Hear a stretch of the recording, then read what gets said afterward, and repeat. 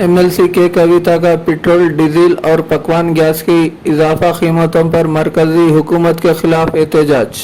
रुकन कानून साज कौंसिल मोहतरमा कलवा कुंडला कविता ने रियासती वज़रा मोहम्मद महमूद अली, श्रीनिवास यादव के हमरा बेगमपेट में पेट्रोल, डीजल और पकवान गैस की कीमतों में इजाफे पर मरकजी हुकूमत के खिलाफ एहतजाज मुनज़्ज़म किया।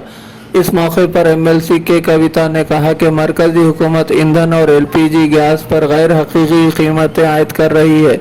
मुल्क पहले ही से शदीद महंगाई और बेरोजगारी का शिकार है और आम आदमी व मुतवस्ता तबका पहले ही महंगाई और बेरोजगारी से परेशान है।